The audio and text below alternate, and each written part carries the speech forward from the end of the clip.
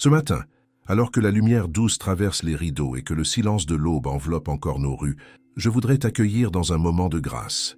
Nous ne vivons pas un jour ordinaire. Chaque matin est une création nouvelle, un acte volontaire de Dieu qui choisit de nous réveiller, de nous donner un souffle de plus, une occasion de marcher avec lui. En France, il y a quelque chose de particulier dans ces instants calmes du matin. Que tu sois à Paris avec ses clochers qui sonnent, dans un village de Provence où l'air sent déjà la lavande, ou sur les bords de la Loire où la brume caresse l'eau, chaque paysage nous rappelle que la vie continue de jaillir. Ces images ne sont pas que poétiques, elles deviennent des paraboles vivantes de ce que Dieu fait dans notre âme au réveil. Aujourd'hui, je veux t'inviter à respirer profondément, sans cet air entrer en toi. Il n'est pas seulement oxygène, il est le signe visible d'une grâce invisible. Si ton cœur bat encore, si tes yeux voient encore, si ton corps se lève encore, c'est parce que le Père a décidé que ton histoire n'était pas finie. Peut-être t'es-tu endormi hier soir avec des pensées lourdes, des inquiétudes financières, des tensions familiales ou même des doutes spirituels. Peut-être as-tu l'impression que les prières restaient sans réponse, que le silence du ciel pesait sur toi.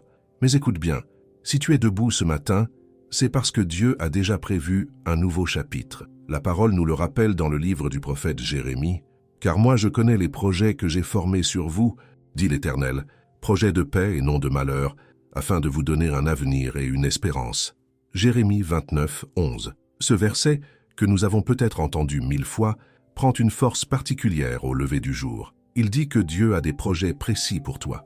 Même si tout te semble flou, lui ne tâtonne pas. Même si ton calendrier est vide ou trop chargé, lui voit ton futur avec clarté. Et surtout, ce sont des projets de paix. Pas une paix fragile qui dépend des circonstances, mais une paix profonde, enracinée dans sa présence. Arrête-toi un instant. Mets de côté ton téléphone. Laisse ton café encore un peu sur la table. Avant de plonger dans les obligations, permets à ton âme de recevoir cette promesse.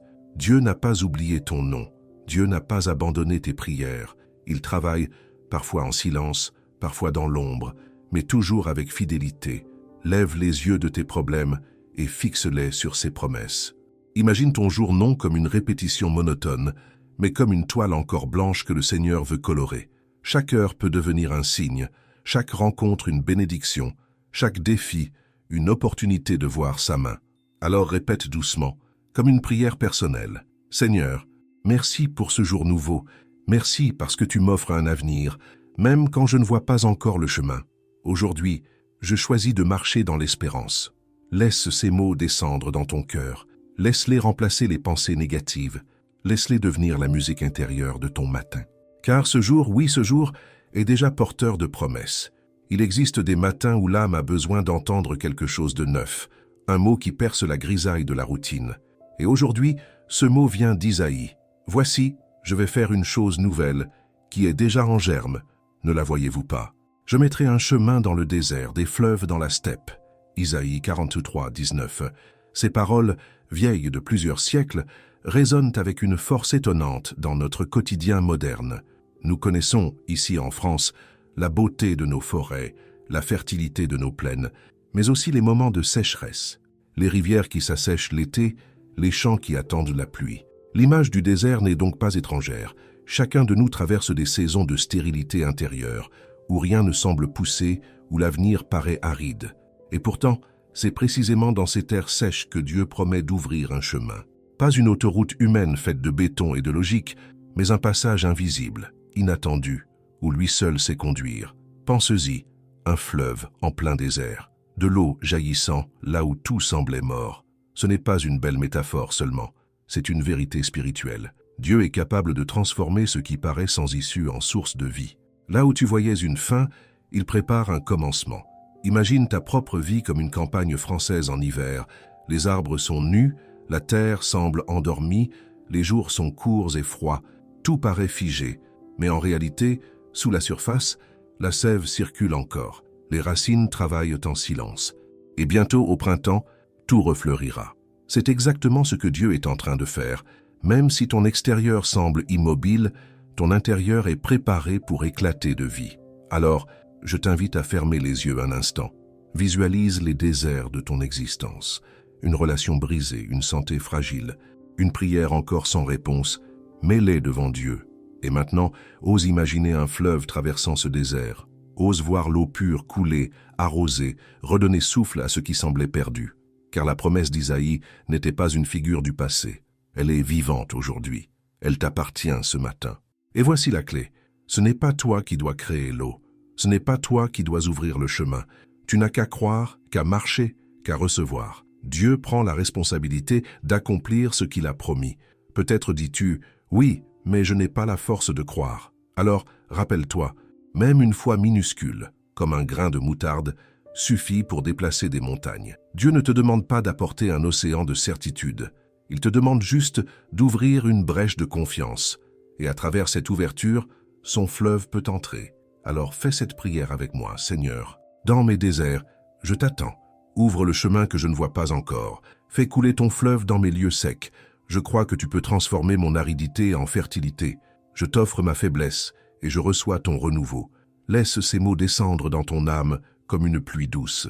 Accueille-les non comme une théorie, mais comme une semence. Parce que ce jour peut être le commencement d'un printemps spirituel. Il y a des histoires simples qui contiennent une vérité profonde. Permets-moi de t'en raconter une aujourd'hui. Elle ne vient pas des livres d'histoire, ni des chroniques officielles. C'est une histoire du quotidien, comme celle que nos grands-parents savaient transmettre au coin du feu, dans une cuisine encore parfumée par la soupe qui mijote. C'était un jeune homme appelé Samuel. Il vivait dans une petite ville, entourée de champs et de collines. Chaque matin, il se levait avant le soleil, traversait les rues encore silencieuses, et partait travailler. Sa vie paraissait banale aux yeux de tous, mais dans son cœur brûlait une question. « Seigneur, as-tu vraiment un plan pour moi ?» Samuel avait grandi en écoutant les récits bibliques dans son église locale. Il connaissait par cœur Jérémie 29, 11, « Car je connais les projets que j'ai formés sur vous, projets de paix et non de malheur, afin de vous donner un avenir et une espérance. » Pourtant, plus les années passaient, plus cette promesse semblait lointaine. Il voyait autour de lui des amis avancer, trouver leur vocation, bâtir des familles, obtenir des promotions. Et lui restait au même endroit, comme figé dans le temps. Les prières qu'il adressait au ciel lui paraissaient parfois se perdre dans le silence. Peut-être connais-tu ce sentiment, celui d'attendre, d'espérer et de ne voir aucun signe. Un soir, après une journée particulièrement lourde, Samuel alla marcher dans un petit parc à la périphérie de sa ville. Le vent d'automne soufflait, les feuilles tapissaient les allées, et l'air portait cette odeur de terre humide que nous connaissons bien ici, en France, quand l'automne s'installe vraiment. Il s'assit sur un banc en bois, le regard perdu. C'est alors qu'un vieil homme, au visage ridé mais illuminé d'une paix tranquille, vint s'asseoir près de lui. Après quelques instants de silence, le vieil homme lui dit doucement « Jeune homme, je vois que tu portes un poids. Permets-moi de te raconter quelque chose. » Intrigué, Samuel hocha la tête. Le vieil homme reprit « Quand j'étais jeune, j'ai planté un olivier dans mon jardin. Je l'arrosais fidèlement. Je le protégeais du vent et du froid. Mais pendant des années, rien ne se produisit. Il poussait lentement, sans donner de fruits. Je voyais d'autres arbres produire rapidement, et je me suis dit plusieurs fois que cet olivier était inutile. J'étais prêt à l'arracher. Il fit une pause, puis ses yeux brillèrent. Mais un jour, sans prévenir, l'olivier commença à donner ses premiers fruits. Et tu sais quoi? Non seulement son huile nourrissait et guérissait, mais l'arbre lui-même devint plus solide que tous les autres. J'ai compris alors que le silence de ces années n'était pas une perte. L'olivier ne faisait pas semblant. Il enfonçait ses racines, il se préparait à durer. Ce qui semblait être du retard était en réalité une fondation. Toi aussi, tu es comme cet olivier. Tu crois que rien ne se passe. Tu crois que Dieu t'a oublié. Mais en réalité, il enfonce tes racines. Il te prépare pour un fruit qui ne sera pas passager, mais durable. Alors, ne méprise pas le temps de silence. C'est le temps de la profondeur. Les larmes montèrent aux yeux de Samuel. Dans ce moment simple, une vérité se grava en lui. Dieu n'était pas en retard. Dieu construisait en profondeur. Cette image de l'olivier est puissante pour nous aussi. Ici, dans le sud de la France, nous connaissons la patience qu'il faut pour cultiver cet arbre. Il pousse lentement, parfois si lentement qu'on pourrait croire qu'il est immobile. Mais une fois enraciné, il résiste aux sécheresses, au vent, aux tempêtes. Certains oliviers traversent les siècles, porteurs de mémoire et de bénédiction. N'est-ce pas ainsi que Dieu agit dans nos vies? Quand nous croyons que rien n'avance, en réalité, il fortifie nos racines spirituelles. Il nous apprend la patience, la fidélité, l'endurance. Et un jour, quand nous croyons presque avoir tout perdu, le fruit arrive. Non pas un fruit fragile, mais une huile qui nourrit et qui guérit. Alors, si aujourd'hui tu te reconnais en Samuel, rappelle-toi de l'olivier. Tes racines s'approfondissent. Ton silence n'est pas stérile. Ton attente est sacrée. Prions ensemble. Seigneur, merci pour les racines invisibles que tu formes en moi. Même si je ne vois pas encore de fruits, je crois que tu me prépares. Aide-moi à ne pas mépriser le temps de l'attente. Donne-moi la patience de l'olivier, la force de ses racines et la paix de savoir que tu n'es jamais en retard. Je t'offre mon présent et je crois que tu tiens déjà mon avenir. Respire profondément. Reçois cette prière comme une semence en toi. Et souviens-toi, tu n'es pas abandonné, tu es enraciné. Il arrive un moment, dans tout chemin de foi, où nous devons cesser de regarder autour de nous pour regarder en nous. Pas avec culpabilité destructrice, mais avec cette sincérité qui ouvre la porte à la guérison. Ce matin, prenons le temps de déposer devant Dieu ce que nous cachons aux autres, et parfois même à nous-mêmes. La confession, ce n'est pas une humiliation, ce n'est pas un tribunal où Dieu nous condamne, c'est une rencontre où le Père nous libère. C'est un bain intérieur, une eau pure qui vient nettoyer les coins les plus sombres de notre âme. Nous vivons dans une société où l'on doit souvent porter des masques. Masques de réussite, de force, de maîtrise. Même dans nos églises, il nous arrive d'afficher un visage serein, alors que notre cœur est en désordre. Mais devant Dieu, aucun masque ne tient. Et la bonne nouvelle, c'est que devant lui, nous n'avons pas besoin d'en porter. Il connaît déjà nos luttes, nos pensées secrètes, nos faiblesses. Alors pourquoi ne pas lui remettre ce qu'il sait déjà? Aujourd'hui, ouvre ton cœur sans phare. Dis-lui, Seigneur, voici mes erreurs, mes colères, mes jalousies, mes paroles qui ont blessé. Voici aussi mes silences coupables, mes prières oubliées, mes priorités inversées. Je ne veux plus cacher, je veux être vrai devant toi. La Bible dit dans la première lettre de Jean 1,9, « Si nous confessons nos péchés, il est fidèle et juste pour nous les pardonner et pour nous purifier de toute iniquité. » Remarquez bien, il est fidèle et juste. Ce n'est pas notre sincérité qui fabrique le pardon, c'est sa fidélité. Ce n'est pas notre performance, c'est son caractère. Quand nous venons avec humilité, le pardon de Dieu ne se fait pas attendre. Il descend comme une pluie sur un sol desséché. Il restaure. Il ne se contente pas d'effacer une faute comme on gomme un mot mal écrit. Il recrée, il réoriente, il redonne vie. Prions ensemble. Seigneur, j'ai besoin de toi. Pas seulement comme guide, mais comme sauveur. Je reconnais mes manquements. Pardonne mes paroles dures, mes pensées impures, mes gestes égoïstes. Lave-moi de la colère accumulée, du ressentiment qui m'emprisonne, de la peur qui me paralyse. Fais de mon cœur un sanctuaire purifié, où ton esprit se plaît à habiter. Respire profondément. Laisse ces mots descendre en toi. Ce n'est pas seulement une formule, c'est une rencontre. Imagine que ton âme soit un vitrail poussiéreux. La confession est ce chiffon qui enlève la poussière pour laisser entrer la lumière. Maintenant, faisons une pause, car la confession n'est pas qu'un flot de paroles. C'est aussi un espace de silence où Dieu parle plus fort que nos voix. Ferme les yeux. Écoute. Peut-être qu'il va te rappeler une personne à qui demander pardon. Peut-être qu'il va t'apaiser en disant simplement « Mon enfant, je t'ai déjà pardonné ». Peut-être qu'il te montrera une habitude à changer, une blessure à lui remettre. Le silence n'est pas vide, il est rempli de sa présence. Ne reste pas prisonnier de tes fautes passées. La culpabilité est une chaîne qui paralyse, mais la grâce est une clé qui libère. Aujourd'hui, choisis de croire que tu n'es plus défini par tes erreurs. Tu es défini par l'amour de Dieu. Quand il te regarde, il ne voit pas seulement tes fautes, il voit aussi ton potentiel. Il voit ce que tu peux devenir en lui. Écris cette vérité dans ton cœur. Je suis pardonné, je suis lavé, je suis renouvelé. En ce moment même, sens que ton âme s'allège. Les fardeaux glissent, les chaînes tombent. Tu n'as plus à te cacher, tu n'as plus à jouer un rôle. Tu es libre d'être toi, tel que Dieu t'a voulu. Et quand l'ennemi viendra te rappeler ton passé, oppose-lui cette parole. Il n'y a donc maintenant aucune condamnation pour ceux qui sont en Jésus-Christ. Romains 8, 1. Marche dans cette liberté, relève la tête. Le pardon ne t'écrase pas, il te relève. La confession et le pardon ne sont pas une fin en soi, mais un commencement.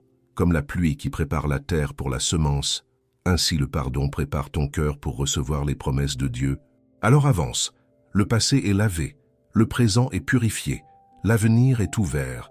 Nous arrivons au terme de ce parcours de prière, mais en réalité, ce n'est pas une fin, c'est une ouverture, une porte qui s'ouvre sur ta journée, sur ta vie, sur ton avenir. Et avant de nous quitter, prenons un temps d'intercession, non seulement pour nous-mêmes, mais aussi pour nos familles, nos proches, notre pays et le monde entier. Seigneur, nous t'apportons nos maisons. Elles ne sont pas seulement des murs et des toits, mais des lieux de vie, de joie et parfois de tension. Viens marcher dans chaque pièce, Seigneur. Transforme les cuisines en espaces de partage, les salons en lieux de dialogue sincère, les chambres en refuge de repos et de paix. Que ton amour soit la fondation invisible de chaque foyer. Nous t'apportons les couples qui vacillent, les parents fatigués, les enfants qui doutent. Restaure les liens. Redonne tendresse là où il y a eu froideur. Remplace les cris par des paroles douces, les silences lourds par des regards bienveillants. Seigneur, fais de nos maisons de petites églises où ton nom est honoré. Nous intercédons pour tous ceux qui souffrent dans leur corps ou dans leur esprit. Seigneur, toi qui as touché les yeux des aveugles, qui as redressé les paralytiques, étends aujourd'hui encore ta main de guérison. Nous prions pour les hôpitaux de nos villes, pour les maisons de retraite, pour les lits où certains peinent à se lever. Seigneur, apporte non seulement des traitements efficaces, mais aussi des élans d'espérance. Que les soignants soient porteurs de courage, que les familles trouvent des mots de réconfort, et que les malades eux-mêmes ressentent que même dans la faiblesse, ils ne sont pas seuls. Seigneur, nous t'apportons la jeunesse. Elle est confrontée à un monde saturé d'images, de tentations, d'incertitudes. Nous voyons des jeunes qui cherchent des repères dans des carrières, dans les réseaux sociaux, dans des plaisirs éphémères. Mais toi, Seigneur, tu es le véritable repère, l'encre qui ne bouge pas. Protège-les des choix destructeurs. Ouvre devant eux des chemins d'intégrité, de pureté, de créativité saine. Fais briller en eux un feu de passion pour toi, un courage de témoigner, une joie qui ne dépend pas des likes, mais de ton regard. Seigneur, nous pensons à ceux qui pleurent, à ceux qui se réveillent ce matin avec un vide dans le cœur parce qu'un être cher n'est plus là. Viens essuyer leurs larmes. Fais-leur sentir que la mort n'est pas la fin, mais une étape vers la plénitude éternelle en toi. Nous prions aussi pour ceux qui se sentent seuls, même au milieu de la foule. Entoure-les de ta présence. Envoie-leur des amis véritables, des compagnons de route. Fais-leur comprendre qu'ils comptent, qu'ils ne sont pas invisibles, qu'ils sont aimés infiniment. Seigneur, regarde nos pays, nos dirigeants, nos institutions. Dans un monde troublé par les conflits, la violence et les injustices, déverse ton esprit de paix et de justice. Éclaire ceux qui portent des responsabilités, qu'ils ne soient pas guidés par la peur ni par l'orgueil, mais par la recherche du bien commun. Nous t'apportons aussi les nations en guerre, les populations déplacées, les victimes de la pauvreté ou de l'injustice. Viens consoler, viens relever, viens transformer. Que des voix prophétiques se lèvent pour rappeler au monde que la dignité humaine n'est pas négociable. Maintenant, nous ne voulons pas seulement prier, nous voulons proclamer. Par la foi, nous déclarons que ce jour est marqué par la bénédiction de Dieu. Nous déclarons que nos vies, nos familles, nos projets sont sous sa protection. Nous proclamons que le mal n'aura pas le dernier mot, que les promesses de Dieu sont plus fortes que les menaces du monde. Tout est possible à celui qui croit. Marc 9, 23. Cette phrase n'est pas un slogan, c'est une vérité éternelle, et aujourd'hui, nous choisissons d'y croire. Avant de conclure, j'aimerais t'inviter à participer activement à cette communauté. Ce canal n'est pas un simple lieu d'écoute, mais une famille spirituelle. Si cette prière a touché ton cœur, partage ton ressenti dans les commentaires. Écris une phrase de foi, une parole qui t'a marqué, une promesse que tu choisis de garder pour aujourd'hui. Pour marquer ton engagement, écris cette phrase. Le nouveau de Dieu commence en moi dès aujourd'hui. Écris-la en témoignage, non seulement pour toi, mais aussi pour encourager ceux qui liront après toi. Et si ce temps de prière t'a édifié, abonne-toi à ce canal. Chaque jour, une nouvelle parole, une nouvelle intercession, une nouvelle bénédiction t'attend. Partage également cette vidéo avec une personne qui a besoin d'espérance. Tu peux être l'instrument que Dieu utilise pour relever un cœur abattu. Et maintenant que la bénédiction du Dieu Tout-Puissant repose sur toi, que sa lumière éclaire ton chemin, que sa paix garde ton cœur et tes pensées, que sa joie soit ta force dans les heures sombres, que sa grâce t'accompagne dans chaque décision, et que son amour inébranlable et éternel soit ton refuge aujourd'hui et pour toujours. Marche dans cette journée avec assurance. Tu n'es pas seul, tu es porté, aimé et envoyé. Au nom de Jésus-Christ, nous avons prié. Amen.